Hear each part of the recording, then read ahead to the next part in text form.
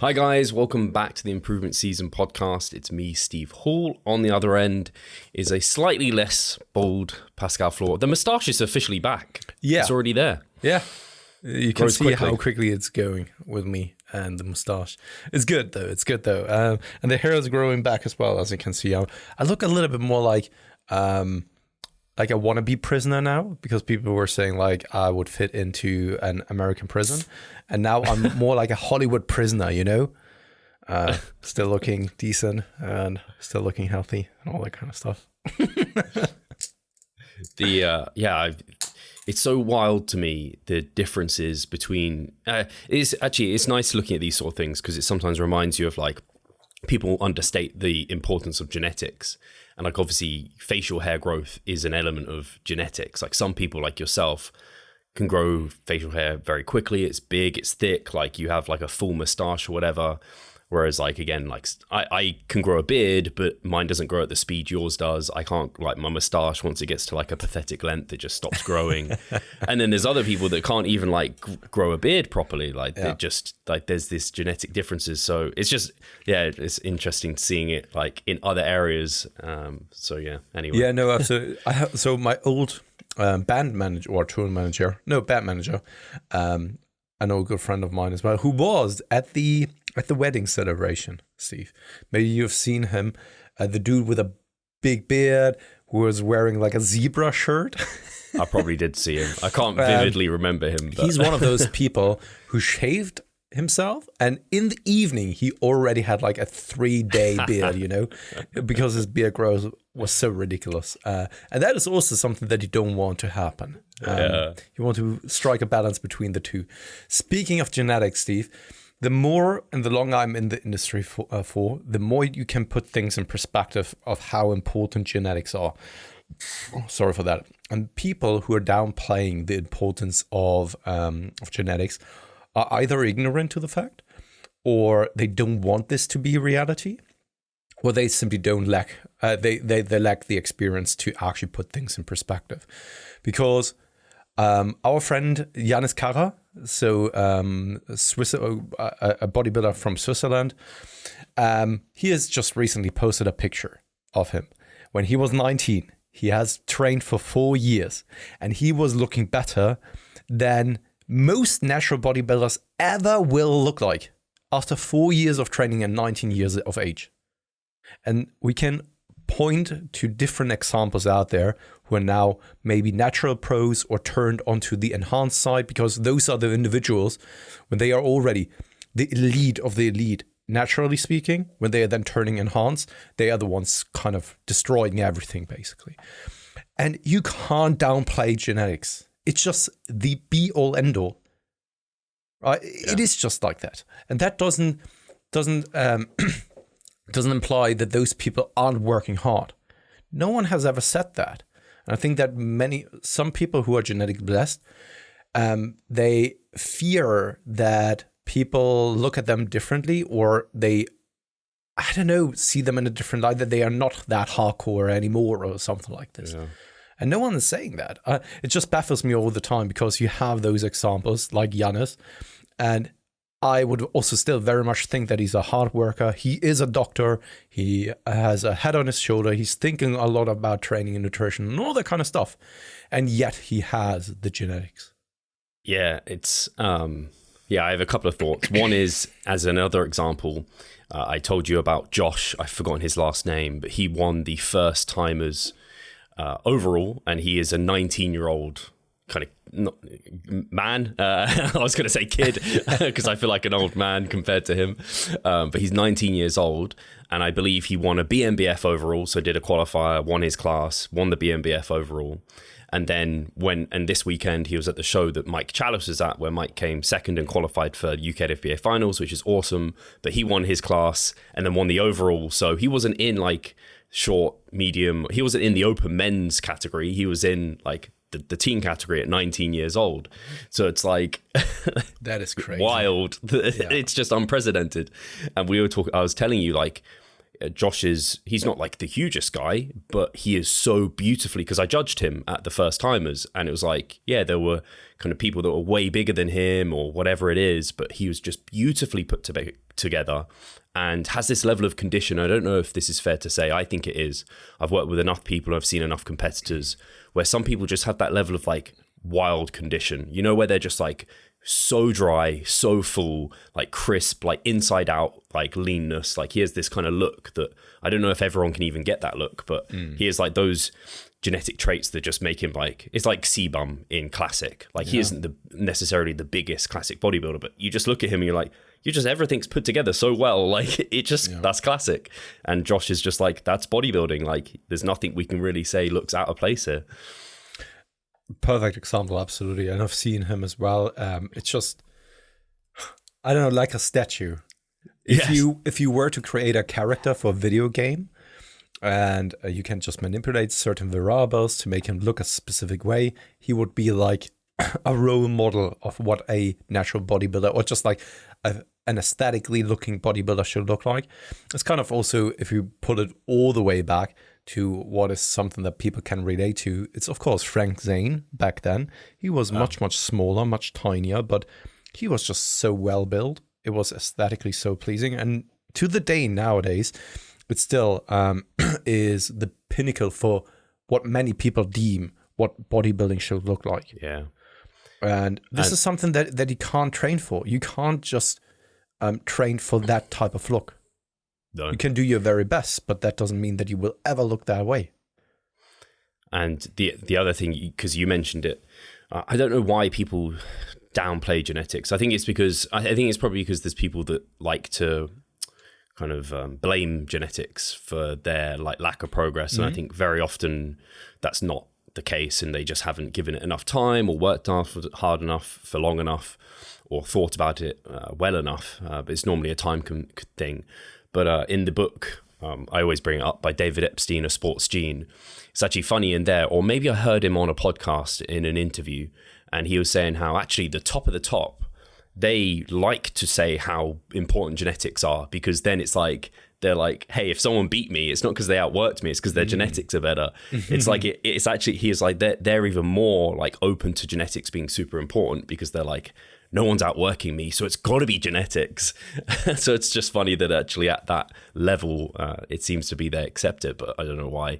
It just, some people like to really like downplay that. And I don't understand where this is coming from, because it's a gift that has been given to you. So why not take it as such and acknowledge that and be like, yes, it has been here in place and I'm putting it to good work. And that would be totally acceptable. I would love to have good genetics. Honestly, you have good bit genetics. Yeah, that's true. But I would love to have like good genetics from a bodybuilding perspective. And of course, I'm biased now, right? It's so easy to then be in my position now and say like, okay, if I had good genetics, I would also appreciate and acknowledge that. It's easy for me to say it now. We simply don't know how I would respond and act if I were in that situation. But at the same time, I live my life the way that it is right now, and this is my reality. And that's why I would very much love it to be that case, that I have good genetics. And then I would also see this as a proper gift of nature, of like, hey, this is me. Genetics aren't everything, of course, but I know that it plays a huge role, and I try my very best to take advantage of it. And then it's a matter of outworking all the other people. Yeah, it's always nice when you see someone who is aware of their genetics and like doesn't just try and downplay them. I think I have to admit, I think I downplayed the genetics I had for a period of time because I just hadn't been doing it long enough, hadn't worked out how to do it well for long enough. So you've been blaming the genetics for why you aren't at the point where you would like to be. Yeah, I think I didn't necessarily blame them, but I would use them as an excuse. Like, hey, the reason I don't look that jacked is because I've done well to get to this point with the genetics I have. And like, because they're not great. And I don't know, I don't think mine are as bad as I thought they were. I think they're probably just very average, which is probably the case. Like, I guess probably a safe bet to say you have average genetics, because most people do, right? So I think it's also interesting, especially specifically for bodybuilding. I think my genetics for like muscle growth are like average, fairly like all right. For bodybuilding specifically, in terms of like structure, I think I could have almost like slightly below average structure for bodybuilding. Like, you like put someone in a front relaxed and you automatically get an idea of, okay, how's their structure for bodybuilding? I'd say your structure, Pascal, is actually better than mine in general for like a front relaxed shot, probably. Yeah, maybe a little bit. Yeah. You have like, I think a slightly smaller waist. Your kind of lats come out of the rib cage nicely. You have sweeping quads. But then I think I have more kind of muscle building potential than you. Like, so it kind of like you have wins and losses, and it's not just all about that one pose. So yeah, it's just, I think it's interesting in that regard. Yeah, no, absolutely. And the thing is also, it's a variable that you can't change anyway. Yeah. So then it's, of course, justified if people say then it's a redundant or futile thing to talk about. Absolutely, I totally agree. But also then downplaying it or not even acknowledging that would also be something that I don't think is justified, especially when people are making bold claims that it's all about hard work, because that is definitely then downplaying how big of an impact it plays, right? Especially when you're a natural athlete pulling over 250 kilograms, that is already a genetic trait in itself. And if you then have I don't know, if you just build a solid amount of muscle tissue, you have kind of the lottery, right? Because I know people who work their asses off will never even get close to what, for example, Giannis looked like at 19. Just take a look at someone like Eric Helms, for example. He just posted a before and after because he was also on the Andy Morgan podcast. And it was from 2011 to now. That is 12 to 13 years, somewhere around there. And he doesn't even look like Giannis when he was 19 and only training for 4 years. And he will probably never get there. And that's totally all right. Because he lived with his genetics. He still did what it is that he's enjoying, and that is building his body, trying to get or become the best version of himself. And that's all you can end up doing. The genetics is only kind of, it is there in the background. And this sets the tone of how well it is that you are building muscle mass, how quickly it is that you're building muscle mass, what's the limit, and all that kind of stuff, the structure. But the path itself is still the same for each and every one. You still have to train for several years. I needed to see the photo that you're referring to. Yeah. I've just brought it up and I'm like, what the fuck, this guy? Yeah, right? So for people who aren't aware, it's Dr.Yannis, so YANNIS.KARRER. Yes.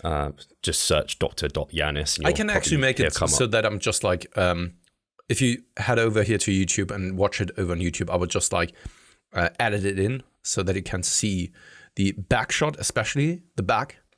It's just looking incredible. And this is a width and density, whatever density means.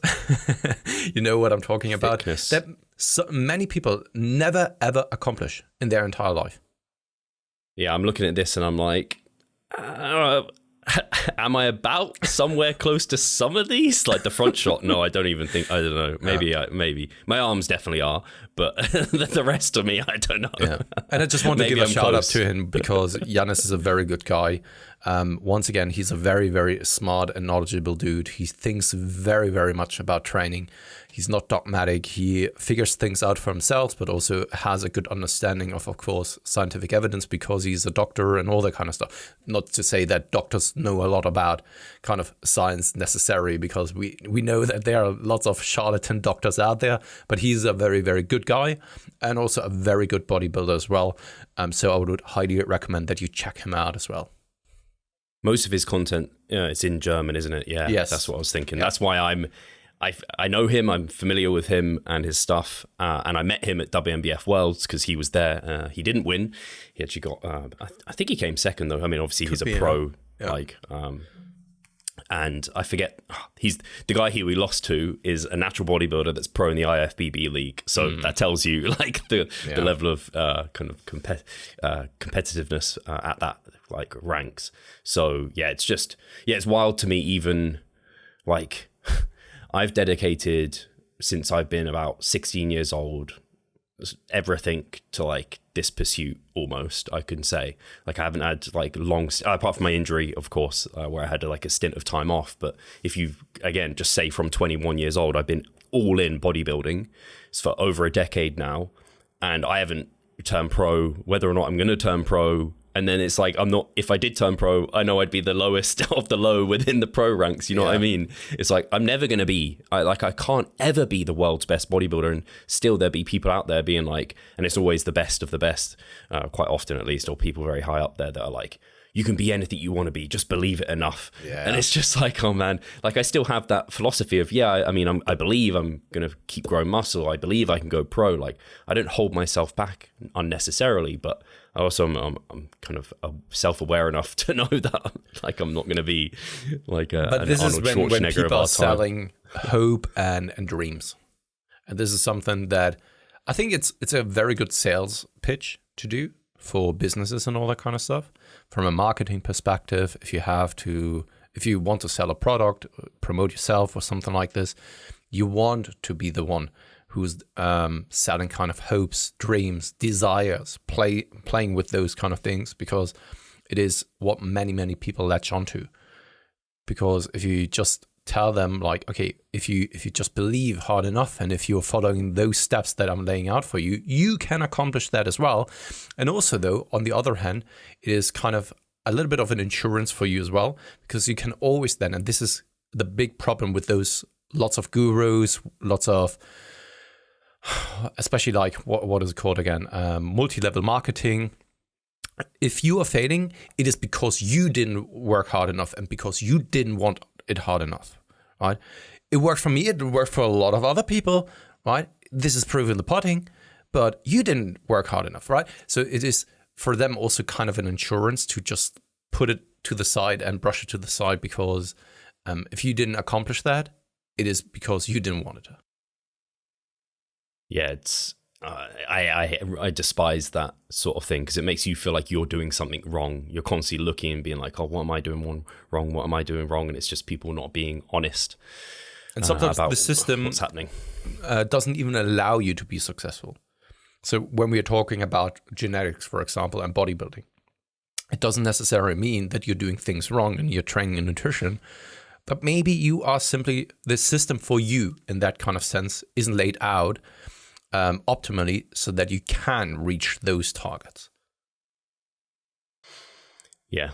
And I think it's also for those who are more genetically blessed, it's not complicated. It's not so complicated for them. Like they could do the like quote unquote the wrong program for them, and it just doesn't matter so much. So then this is why you see them oversimplifying, where they're just like, why do all these like little skinny guys think so hard about this? Whereas I can grow, like just do the basics, you know? It's just like, man, of course the basics just work for you. We have to think a little bit harder to kind of milk out as much as we can from our poor deck of cards that we've got here if we're going to win a game. But to be fair though, I also think the contrary side of the spectrum is that many people are in the camp that they are just making it too easy for those individuals. Well, yes, they have an easier time, but just blaming it on genetics once again and saying like, oh, you're having good genetics, everything will come easy to you, is also an overstatement, I think. Yes. And it's downplaying, well, it's kind of the opposite side of the spectrum and downplaying what is actually necessary in order to get there. Yeah, and also not fair in return. Yeah, I struggle to know. I struggle to understand people that can't come to this like middle ground that we're trying to talk about, because that seems like the only rational like thing. It's the same as if someone says, "Oh, like it's all just drugs." It's like it's not just all drugs. Like, yeah, certainly they play a big role, but there's different people respond very differently to drugs too. That's our whole genetics thing too. So. So we're going to talk about something else here. Caffeine. We can flip the script. What will you say? Caffeine. Caffeine. Yes. So something you're very annoying. Accomplishing what it is that I laid out for myself or tried to actually plan for myself. by accident. So yesterday, my Nespresso machine, goddamn, I'm not going to get another Nespresso machine because they just end up having all these like, I don't know, they just randomly don't work. And then when it doesn't work, you can't get a coffee because it's in the capsule. And if the thing won't do it, you can't get a coffee. And then I'm just like, fuck this shit. So I was trying to descale it. It's doing all this. It's not really working. So anyway, the machine seems like it's broken, which meant I'm sat at home with no caffeine. And I'm like, I either have to like do an Uber to like get a coffee here, or I need to like walk out to get a coffee, or go get a Monster or whatever. Desperation, though. Yeah, exactly. Get an Uber just to get a coffee. Then you know that People you're an addict. Yeah, really? yeah. Normally rich people who can't be asked to go out, I think. Yeah, that's true. To be fair, me and Charlotte have definitely done a Starbucks like Uber before, but for like, real, maybe some breakfast as well. I think. Steve, for are you just admitting that you are a rich dude? No. This is Charlotte paid for it, so she's the rich one. We're just lazy and have don't spend our money wisely. That's these are the only two options. Either you're lazy or you're rich, or maybe both at the same time. So anyway, I was just like, I was already frustrated enough. I'd wasted like 20-30 minutes trying to fix this goddamn machine in the morning. So then I was just like, I'm just going to go through my day without it. And I did. And I was like, I can't remember the last day that I went without like a source of caffeine. Like I probably did in the last few years, but it literally feels like the last time I can remember not having like access to coffee or the like was when me and Charlotte went to Panama, which was like 2015, because when we were in Panama, there was no like good coffee places or any coffee apparently. And I can remember vividly when we were traveling to go to New York, because that was like the second leg of our trip, I went to get like a coffee in the airport because I was like, fuck, I can get a coffee. So I can remember being like, I'm going to get one. So yeah, it's a long time to have gone like not a day. I probably have somewhere, but I can't really remember like not having a source of caffeine in the day. And of course I had like dark chocolate at 10 grams or something in the morning, 20 grams. So it has some caffeine, but because people say I'm caffeine free, it's like you probably had some caffeine somewhere. Yeah, but this is something that it don't really count towards your caffeine intake, right? Unless you're eating like a bar and it's 100% or something. Yeah, it is kind of like a sweetener in your coffee or so that you don't count towards your calories. Yes, you are still consuming some calories, but you don't have to be that nitpicky. Yeah, so I survived. It was all right. I was actually, because I did wonder the other day. I was like, yeah, I mean, I thought I'd get like a headache, or I thought I'd have like, I don't know, something. I thought I'd maybe not feel as crawl on you, crawl around. I thought I feel it, but I didn't really, just didn't even notice. And it kind of confirmed to me that I drink coffee more so because I enjoy having it than I need the caffeine necessarily. And yeah, again, today I'm not going to have any caffeine because it's still fucking broken. So I don't know when I'm going to next have my caffeine hit. Yes. Are you planning on getting any kind of alternative or so? So I'm probably going to invest into something like you have. So like a proper, like probably, I actually don't know what you've got, but not like a super sophisticated barista style setup, but something where I can have coffee beans myself and I can kind of do it more manually versus like having to buy the capsules. Just even when I think about it financially, it doesn't make sense. Like the beans, you mentioned that they're expensive, but compared to the pods, like they're way, way more affordable and way cheaper. So I think I'm going to probably invest into a machine like that at some point. No, absolutely. I mean, of course, it is an initial investment, but I think over the long term, if you're planning in drinking coffee over the next couple of years, I think at some point it will acclimate, especially because of those Nespresso capsules. This is costing a lot of money unless you're getting kind of discounted or from a no-name source or so. But then I don't know how well the coffee is and all that kind of stuff. So I know very little about Nespresso capsules, but at the same time, these are the things that I would assume are the case. That's where they make their money, because the machine's not even very expensive. It's like 100, 150 pounds, something like that. Whereas the capsules you could spend, I haven't worked it out, but you could probably spend like $1,000 a year just on the capsules themselves. So like you're quickly like making up, you think you're gaining because you're like, oh yeah, the machine's not that expensive compared to like one of these proper barista machines. Whereas down the line, because that expense is so high of the pods, and you're right in that with Nespresso, you have to use their branded ones. With the new machines, you can't use like off-brand ones even. So they are basically the apples of the coffee world. Yeah, they're trying to do that. Yeah. They've lost me now, though. Now the machine's just so unreliable. I can't deal with it. It's super frustrating. So if your machine broke and you didn't have any monsters at home, what would you do? I don't know, probably get a machine gun and then walk around and do some kind of damage in the city or so. Kind of, what is it? Vigilante kind of style GTA. Yeah. I need my fucking coffee. No, I think that I would just like lock myself at home and go on a trip. I don't know. I'm constantly thinking about Train Spotting, that one scene when they are locking him in. Do you know Train Spotting? I mean, you should. Know it. Oh, yeah. Steve, man, you're from the UK. You should know a movie like this. When they try to get him clean, right? And he's then seeing kind of dead babies crawling around and all that kind of stuff, right? So probably something like this. Lock myself at home and just hope for the best that the rehab is going well at some point. No, I don't know. I think that it would be something to just accept. Yeah. In the moment, though, because when you've talked me through it, I would probably be quite annoyed because I'm just such a structured, routine guy that if I'm planning on having something like this, I want it, you know? Exactly. And if then something gets in the way, I'm getting so annoyed by it, which is ridiculous. I know it when I'm now talking about it. But in the moment, when I go downstairs and in the morning time, it wouldn't function, I would be quite mad. And that would piss me off for the remainder of the day, I think. It was one of those situations. I'm exactly the same as you. I was like, I need to have this. Like, this is my routine.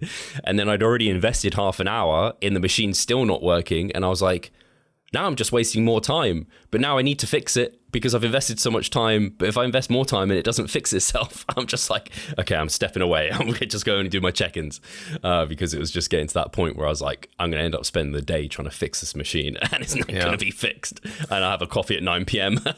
Funny enough, though, that we've just recently talked about caffeine intake, trying to reduce it potentially. And your machine is actually then breaking down, but you're already saying like, okay, for me personally, it's more about than the taste rather than just like that boost of energy. And I would like to say that it's the case as well, but I don't know because I've gotten so used to drinking caffeine. So I don't know what it's like to go for a longer streak without caffeine. Of course, there have been holidays where then I needed to actually get some Monster because there isn't kind of a proper coffee machine at home or at that place. And then you are substituting with something else, or you're getting up in the morning and you don't have a caffeine, and most of the time it still works out. It's not that you are kind of very much trying to get sober or anything alike and withdrew symptoms or anything alike. But at the same time, it's more out of convenience, out of a routine and structure. And sometimes I'm even asked the question of whether I'm using it for performance reasons. And I don't, simply because we know from the scientific evidence that you need a lot of caffeine right before then a training session in order to see a boost in performance. For me personally, it's then more about being a little bit more awake during those times rather than seeing a performance boost effect or so, because then you need to go into the territory of, I think, 600 milligrams or so, which is a lot. Yeah, I always look at the amounts. I think is it like 3 to 6 milligrams per kilogram, something like that. Yeah, I think that's what the general accepted ergogenic dose is. Okay, then it's a little bit. Then it's lower than 600 milligrams. Yeah, I don't think you have to go quite that high, but like 300, like that's a lot of caffeine to have in one go, and like from like the literature on the impact of caffeine on sleep, I'm so often, and in fact I don't know if I've posted it yet, but I basically have a reel ready to go where I'm like, stop taking pre-workouts. Something like this, where I'm like, hey, quite often like the benefit of having that caffeine isn't worth the cost knock on to your sleep and then the performance decrement because you had poorer sleep. So that's my constant battle is like, hey, I want to have like, that's why I so often don't take pre-workouts. I just do what you do, where I'm like, I'm having a Monster or a coffee in the morning to like set my day up because I enjoy it. and then like I don't take another one like pre-workout. So it's rarely that I'll use that. It's really like if my back's up against the wall and I feel like I need another dose, but it's rare that I'll take like a full 300 milligrams or something. It's just not worth the kind of downside afterwards. For every gimme there's a gotcha, right? The gotcha can be that like kick up the arse afterwards. I think that's a great point that I've never even considered when talking about a pre-workout and the potential consequences that a pre-workout can have.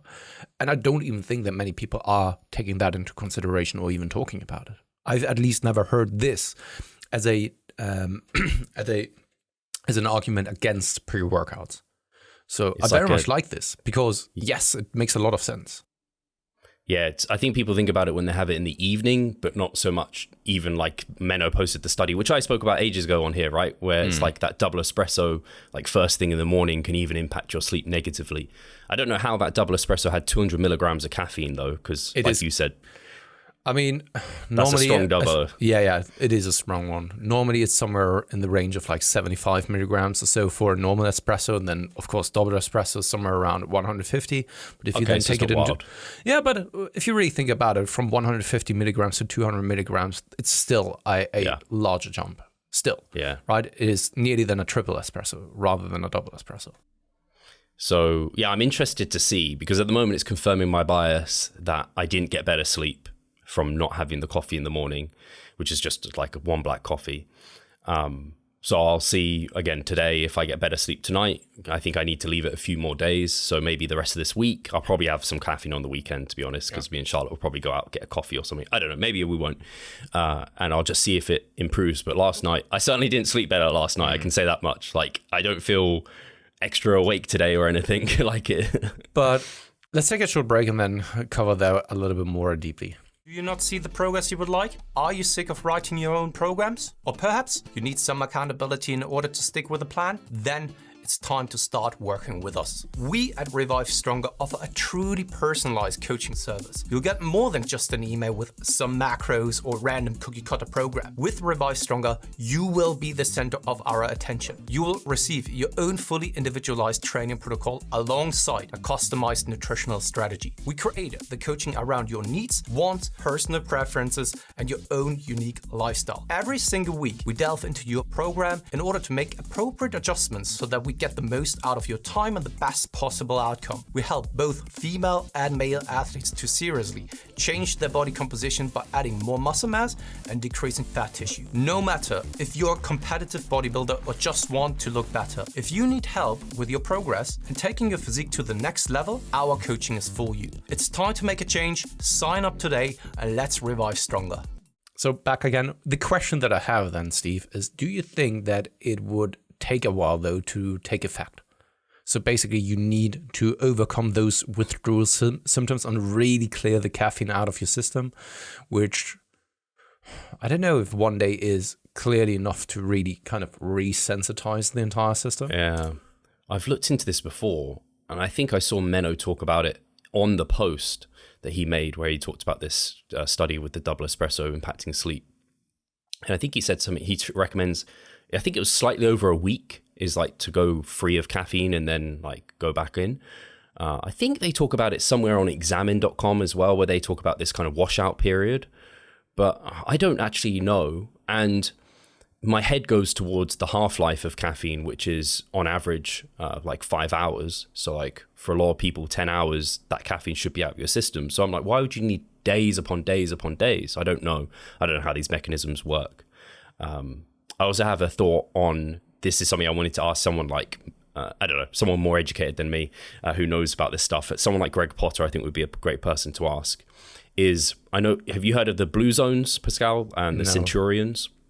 Like blue zones are like areas within the world where they like have very good health and vitality. They often live to 100 plus years old. It's obviously like tribes and things like this where they have like super low stress lifestyles and they live very healthily. They're good body weight, that sort of thing.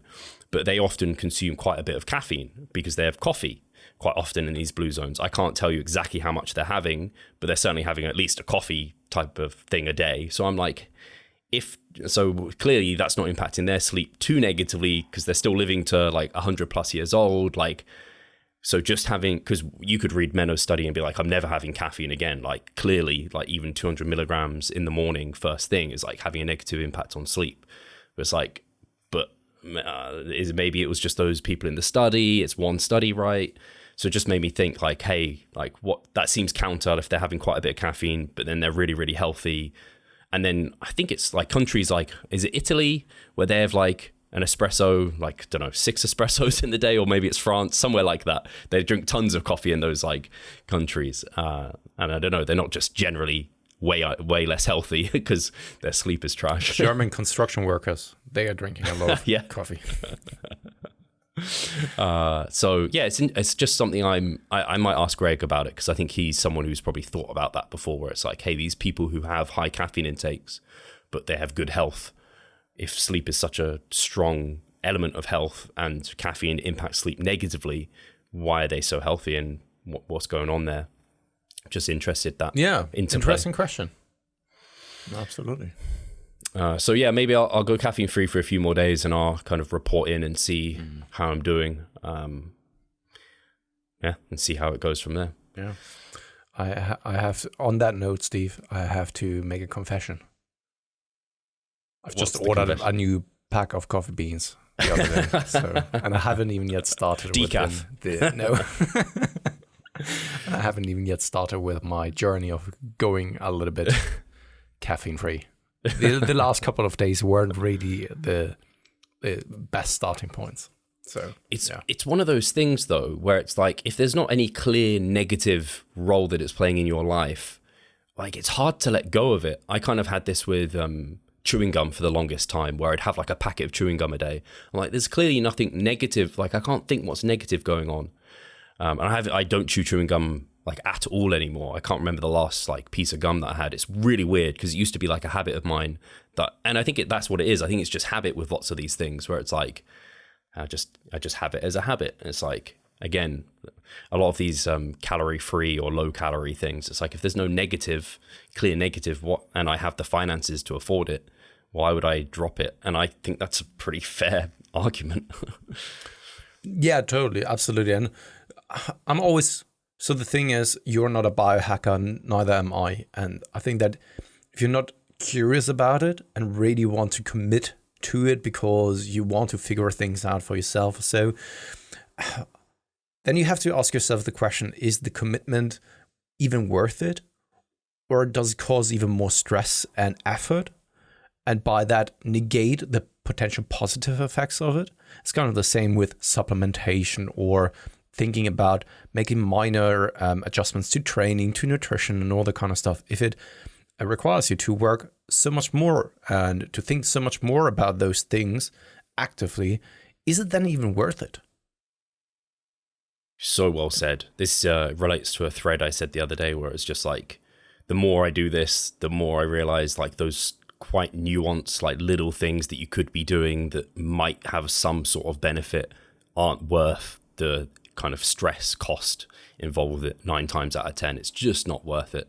And I think that about like people who, I don't know, if I can just, there's probably a listener, and respect to this listener, periodizing their caffeine intake, periodizing their music, periodizing their arousal along with their mesocycle, and like doing all these things. And to some extent I do that, but I don't do it to like week 1. I'm still listening to some good tunes. I'm not like listening to a podcast or something, because I can't train like that.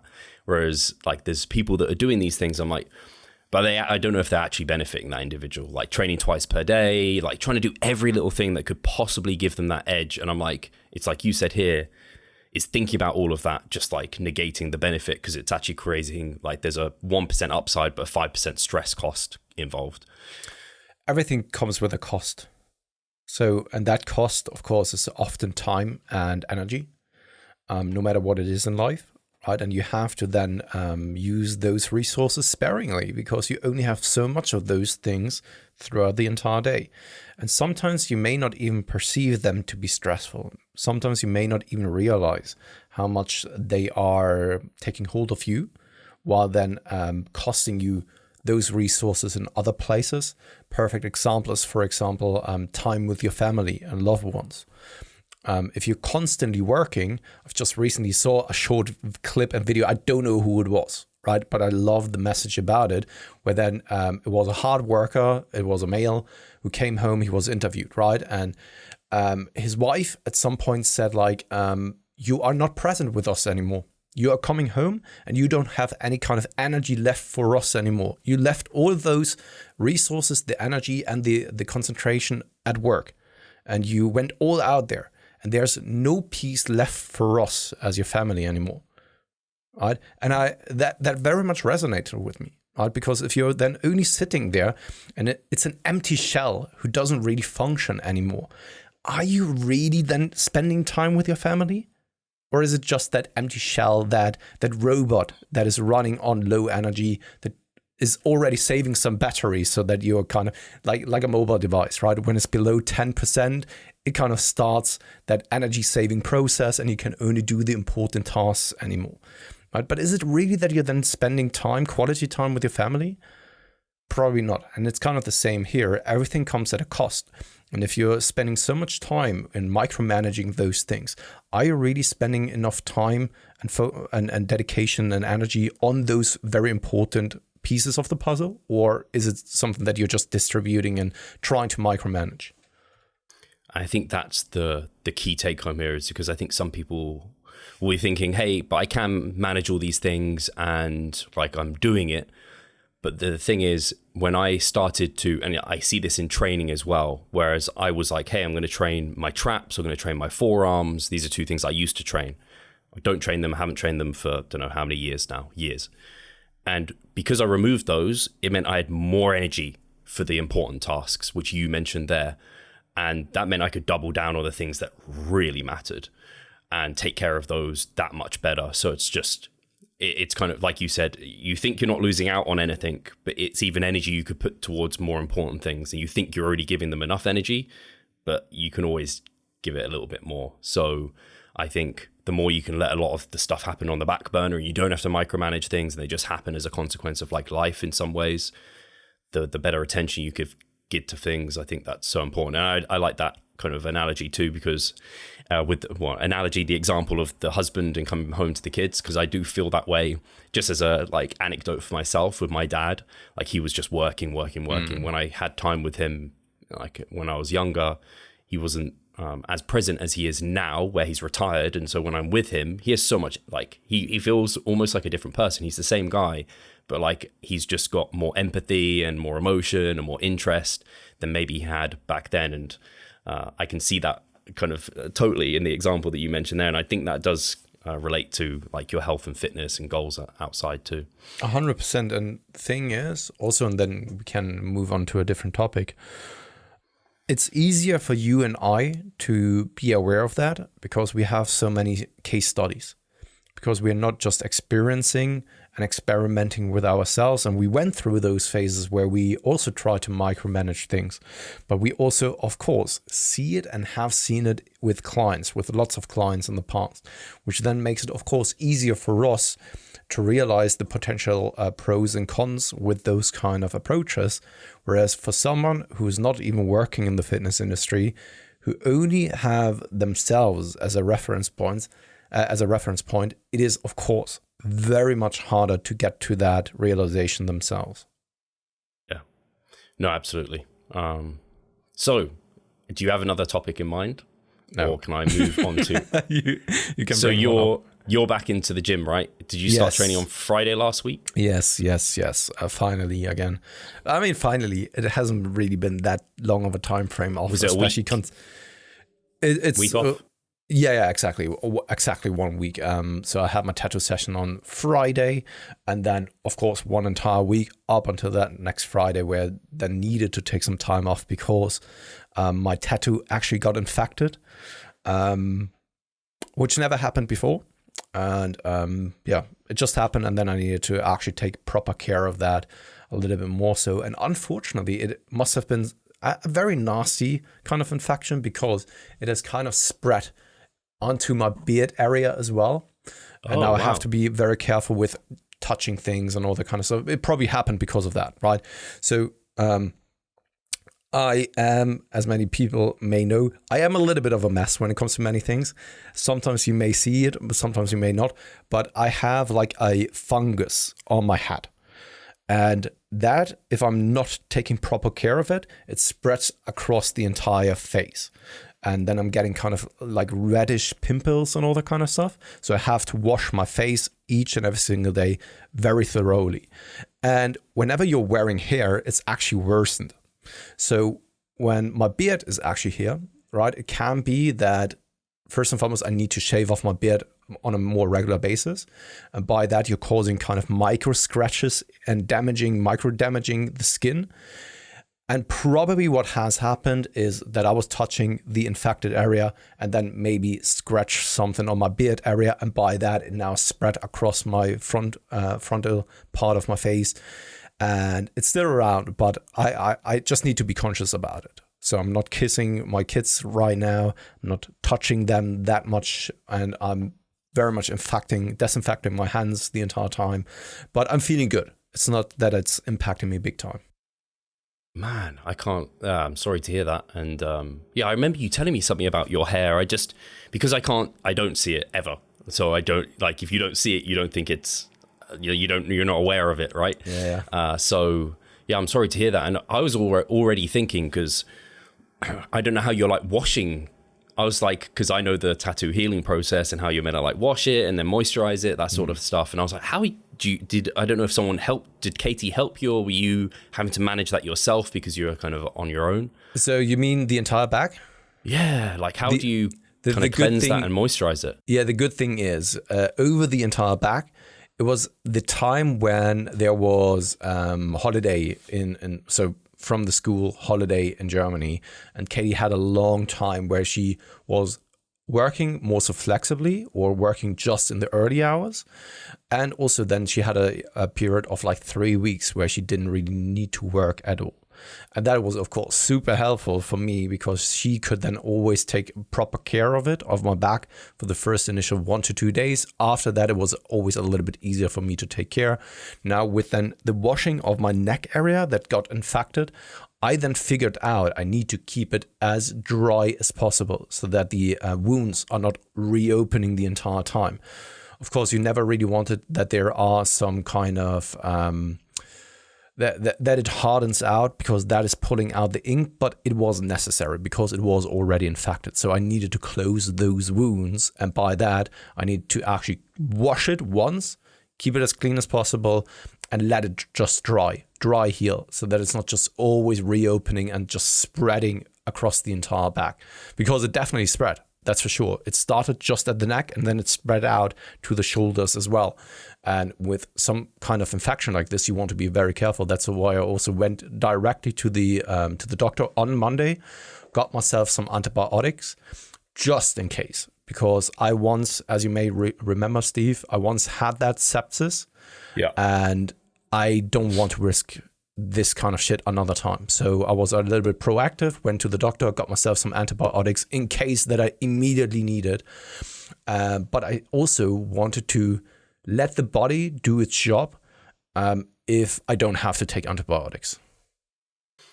And will that infection have impacted the tattoo at all, or do you think it's all going to be all right? Apparently, the way that it looks right now, things are all right. Okay, but this is just based on what Katie has told me, because I can't really see it. The good thing is, though, that the infection was mostly at areas where there wasn't too much ink in there. It was more like shadowing and all that kind of stuff. Okay. So that is good. Yesterday, I saw your Dave's reel of your back shared to an Instagram account that has almost 4 million followers. Yeah. I don't know if you follow them, but I follow them. That post went so crazy, so freaking crazy, which in my opinion, of course I'm biased, but it's justified. Because I think that this is independent of whether you like Attack on Titans or like anime tattoos. In itself, it's a freaking amazing tattoo. Also then, the idea with getting a colossal on the back of your head. If I were to see this tattoo, I would be mind blown myself. And that it is now on my skin is even more of a privilege. And what makes me very happy, especially for Dave, is that it is so well received. Also on his TikTok, it has been kind of, I think, viewed up to 2 million times by now. Over on his Instagram, just the post alone has been liked 130,000 times, has been commented on 1,700 times or something like this. These are metrics that are 10 times above his usual kind of like ratio and all that kind of stuff, which makes me super happy for him because he's the artist and you want them to be successful and all that kind of stuff. And it's crazy. It's crazy. But of course, go ahead, Steve. I was just going to say, it gives you a bit of a, and you might be going on to say this, it gives you a bit of an insight into fame almost, because you're not used to you getting that much attention, because it is still you as well. Yeah, but I'm just the canvas, you know? Sure. So whether it would be a different back or not, it's independent, you know? That's why I don't think that I had any kind of role to play here, because it could have been a different back and it would still have gotten the same attention probably. Sure. And that's why I also shared it once and said, like, okay, this is not about me. This is about the artist, right? Give him some appreciation because he's the one who has put it on that canvas, who has came up with the idea. What I wanted to say, though, is, and this is now bringing things back to the fitness realm, is people on social media are just weird creatures, right? Very weird creatures. Because the tattoo is, you can look at the tattoo and independent of, once again, whether you like Attack on Titans, you can still appreciate whether the tattoo has been well made, whether the composition is great, whether it's a great idea, whether the colors have been applied well, and all that kind of stuff, you know. But then you have people commenting things such as Attack on Titans is just like a mid-show, or why would you ever get this? You will definitely regret it in a couple of years. Or that guy must have too much time and also money at his disposal. Things like these, where it's just like, man, such idiotic and stupid comments all along. And this is sometimes also what it is that you can see over on fitness social media, where people often don't even think, where I'm just like, and that makes me angry. I have to admit it. I have to say it. Stupid comments piss me the fuck off. Like, massively. It annoys me big time. Because I don't care whether you like that show. No one cares, really. So why are you commenting about it? It's a tattoo. People have gotten much, much worse tattoos. It's not about the show and whether you think it's a good show or not. It's also not about whether you would regret it or not. It's my skin. So fuck you, right? Also, the person behind it has not to, doesn't have to interest you, right? It's a fucking tattoo on a skin. It's some colors on some person's skin, right? So keep that shit for yourself. And the same goes then for fitness as well. When someone is doing a certain exercise or training a specific way, why do you even care? I don't get it. I don't get it. This is where I was coming from with the fame sort of thing, in terms of just, I meant in terms of like the number of eyes on you. And I think when you increase the number of eyes on something, then like you get that percentage of negativity, just you see it more because there's more comments that come that way. Because the vast majority of comments, at least from what I saw on those posts, were just like, this is fucking amazing. Oh, yeah. Whereas like some people take time out of their day to make, like, I don't know, some sort of criticism assumptions on you based off like nothing. They really don't have any clue, which is why rationally you should just disregard any comment like that and just think they're completely ridiculous. But you know, people love to have opinions. Well, are they opinions like arseholes? Everyone's got one. Yeah. And that's the thing. But I've once again realized that I'm that type of person who you can really trigger with those kind of things. And I don't really want now to plant some ideas into people's heads here who are listening to the improvements. Yeah, exactly. Who can just like troll me the entire time. But I think, so I have no problem when someone is saying like, hey, I don't really like that show, but I very much like that tattoo, or that's not really my style, but hey, I can appreciate that there has been some work that went into it, or anything like, or if you really dislike something, then simply don't comment, you know? But I hate, and this is just me, of course, and probably there have been, of course, a lot of times where I've acted inappropriately and where I've been that stupid shit. I know this, right? And I'm not saying that I'm free from that kind of behavior as well. But over the years, probably I've gotten much, much better at not commenting on. I'm not commenting on other people's shit because I don't care really. But in these kind of situations, I can't help it. I can't help that this does get to me because it annoys me so much. I hate stupidity at least to that extent, you know. And of course, everyone is guilty to that extent. Everyone is annoyed by certain other things, and I'm not saying that I'm smart. I know lots of other people who are way smarter than I am. This has nothing to do with intelligence or anything alike. People can also say stupid shit when they are much, much smarter than anyone else around them. It has just something to do with impulsive and emotional behavior of just writing things down, feeling entitled that other people care about what it is that you think about certain things. And often, I'm a cynic. I think that many people act selfishly and no one else really cares about what you think most of the time, except for maybe a small minority of people.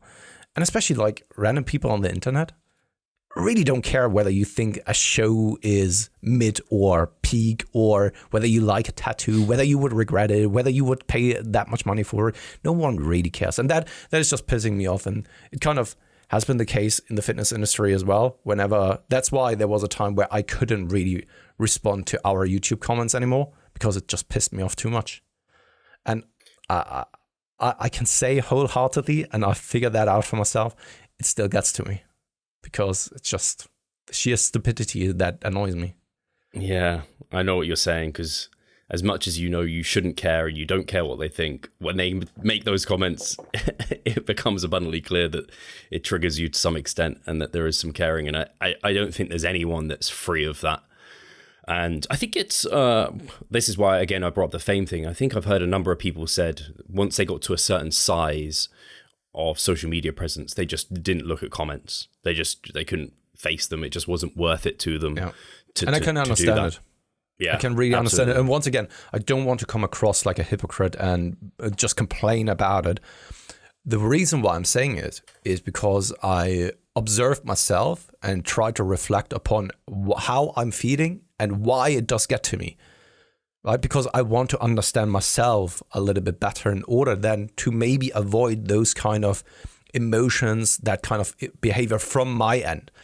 And the reason why I'm bringing it up is because I always want to be as transparent as possible with everyone who's listening, and also hopefully add some value so that they can benefit for themselves as well in the future. You know, this is never, so the improvement season isn't just about kind of us complaining about certain things. I don't want this to come across that way. And when I've talked to Dave, so my tattoo artist, about it, he said that he doesn't check the comments necessary anymore. I saw he just liked every comment, basically, even if they were like... He just likes them and then comments with some kind of smiley or a thank you. And I think that this is the appropriate way to go about it. Because also it would just take too much of your time if you were to respond on over 5,000 comments or so, because also on TikTok, it has been a lot of comments.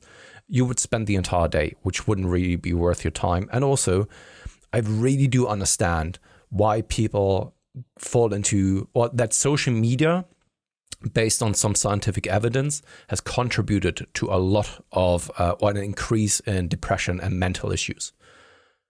I can say it for myself because those the minor amount of negative comments, and it wasn't a lot, gets more to me than all of the positive comments. And it sticks with me. And Katie even said, like, it's annoying that random people, random strangers have so much power over you. And she's absolutely right. Yeah. Yeah, and it's one of those things where you know it's not right and you want to work on it. But is it just inherent in you, or can you work on it? I think about that myself sometimes, not in the same way, but like, I know I get easily embarrassed. Like I can be inappropriately shy or anxious at times where it doesn't actually, like I shouldn't be, I should just be totally fine.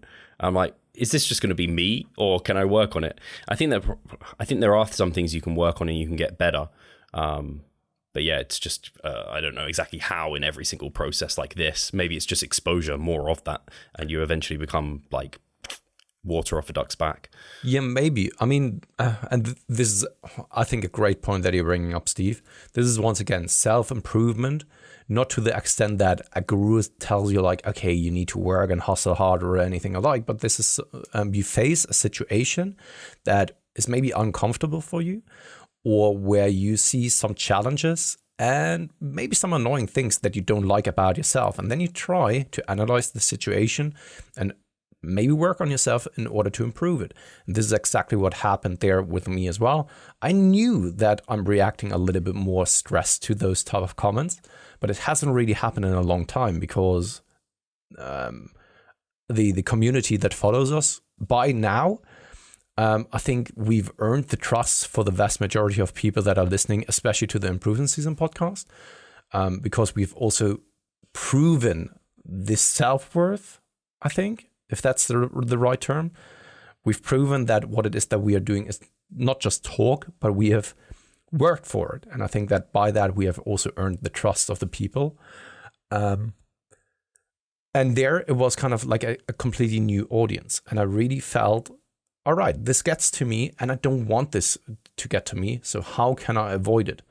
What can I do in order to live a little bit more of a better life? Why does it get to me? It's like you said, figuring out why it does bother you, and is there anything that you can do about it in order to get better? And also there, to pull it back to training and nutrition, it applies the same principle apply to everything else in life, and especially also training and nutrition. You're doing something, you're maybe not seeing the returns that you would like to, or something is you're struggling with nutrition. So it would be a wise idea to analyze the situation and just see for yourself why X is leading to Y, for example. And are there ways that you can avoid it? So if you're always binging and you know that there's this one trigger food, then figure out what it is that you can do, of whether there's a way that you can still implement it and not binge, or maybe there's a way that you can get rid of it and still then be on point with everything else. I think we can probably close it there.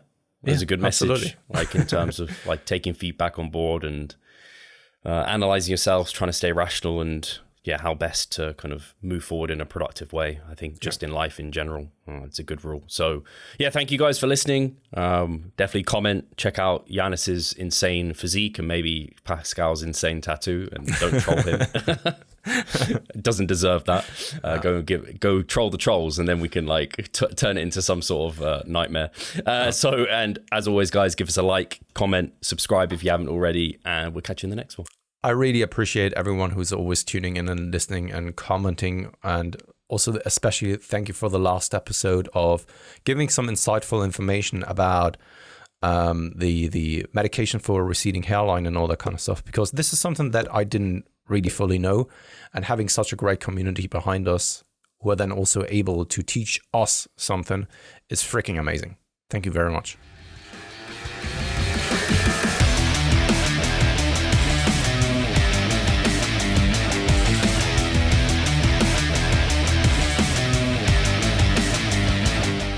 Losing weight fast while maintaining muscle mass.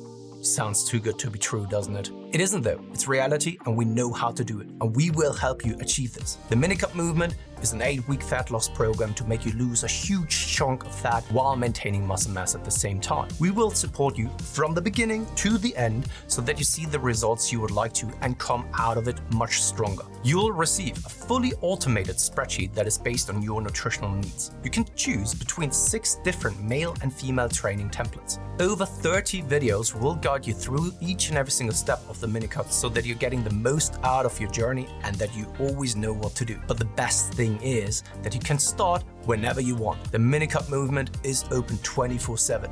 So if you want to learn more or you're ready to sign up, hit the link in the description below. So let's revive stronger together.